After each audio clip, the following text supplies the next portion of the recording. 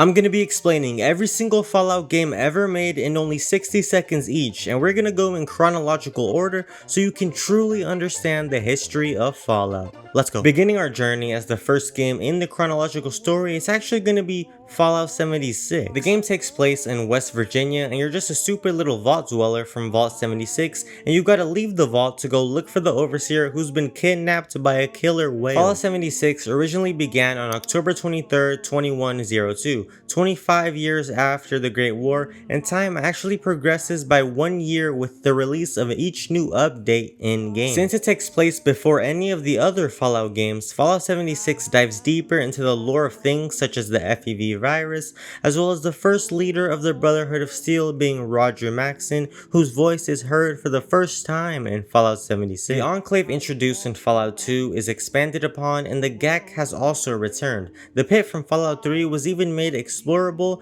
but it may be worse than what it looks like in Fallout 3. The Vault 76 Overseer actually almost became the Overseer of Vault 101, and some characters such as Jen can come from the Capital Wasteland or the pit. Some references to other Fallout games include Mr. House being mentioned in a terminal, the Ultralux Casino being mentioned in an incident, and even a Nuka World tie-in location named Nuka World on tour. The Fallout 76 story still isn't finished, but Todd Howard has said they plan to update the game until 2027, and it will eventually have an ending. The next game in line is none other than Fallout 1, which takes place nearly a century after the Great War in 2161. You follow the story of the Vault Dweller, a human born and raised within Vault 13. Vault 13 is located beneath the mountains of Southern California, which is where the game takes place, and you will come across a bunch of settlements like Necropolis, which is a city founded by ghouls. In Vault 13, the water chip, which is responsible for the vault's water recycling, stops working, and with only 150 days before water runs dry, the Vault Overseer tasks us with finding a replacement. We explore the wasteland and eventually find a replacement chip in Vault 12 underneath Necropolis. The Overseer gets scared after we tell him all the stories of supermutants that we've killed, so he tells us to go find the source of what is creating them, which we find to be that humans are being kidnapped and turned into supermutants by exposure to the FEV virus. The supermutants are led by the Master, which is one pretty ugly guy, and he also wants to transform every human into a super mutant and establish unity on Earth. We must go and destroy all the cats containing this virus,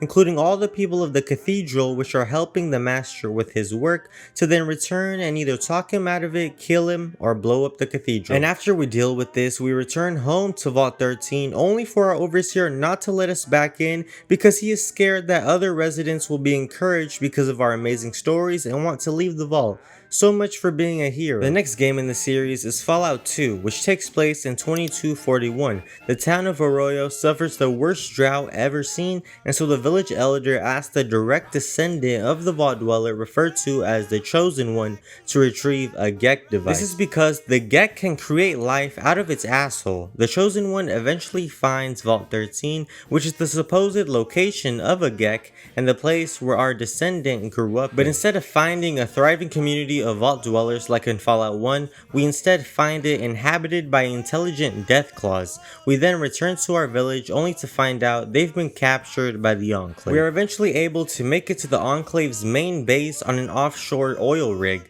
We then discover that the dwellers of Vault 13 were also captured and were going to be used as test subjects for the FEV virus. The Enclave modified the FEV into an airborne disease designed to attack any living creatures with mutated DNA so that the Enclave could be the only pure souls and take over. But we're able to free the villagers from Arroyo and the Vault 13 dwellers while also destroying the Enclave's oil rig and killing Dick Richardson, who is the President of the United States. In the end, the people of Vault 13 and Arroyo turn Arroyo into a beautiful village with the help of the GEC. Fallout 3 takes place in the year 2277 in the Capital Wasteland in the ruins of Washington, D.C. For the first 19 years of our life, we live in an isolated Vault 101. Our dad is a scientist and our mother is dead, but shortly after we turn 19 and lose our virginity to Amata, chaos breaks loose in the vault after our father opens the door and leaves. But with help from Amata, we're able to escape the vault and all of its guards trying to attack us, and we are now in the wasteland. We eventually make it to Rivet City, and after talking to some dumb scientists there, we find out that they've been working on Project Purity for decades,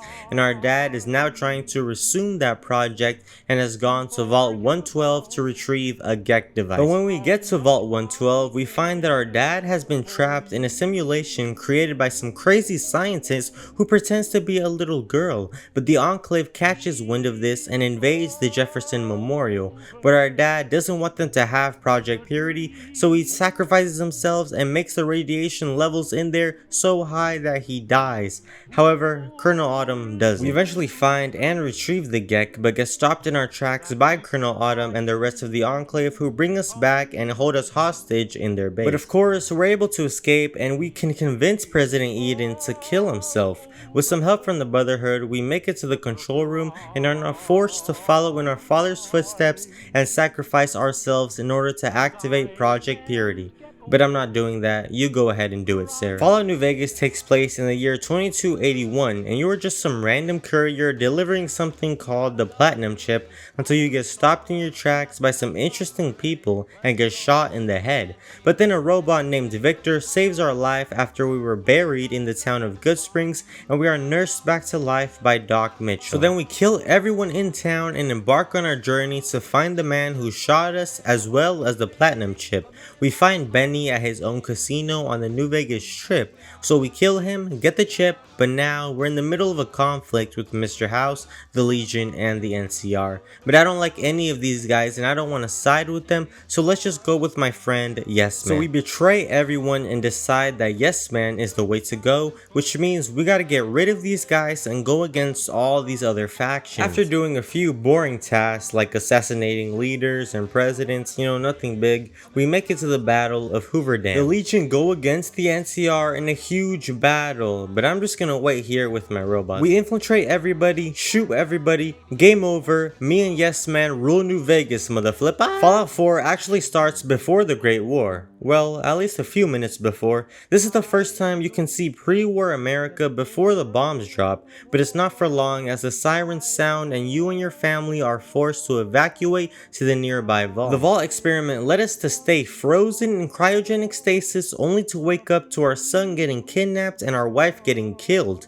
We then wake up again another 120 years later after that in 2287, and the game takes place around the Boston, Massachusetts area. We set out to find our long lost son and we find a detective who points in the direction of a guy named Kellogg, so we blow him up and get a part of his robot brain, and we find out that the Institute, which is actually the place that took our son, uses teleportation to get in and out. So we take this info to the railroad and they help us construct a teleporter, don't ask me how, and we are now able to get into the Institute and we find our son only to realize he's literally older than us. So we can either become the leader of the Institute like our son recommends us to, or we can blow it up and kill our own son. We blowing the bitch up and now the Commonwealth is saved from those evil synthetic gorillas. Well guys, that was every Fallout in just 60 seconds each. Well, at least close to that. Please subscribe to the channel if you enjoyed because we make the best content on YouTube.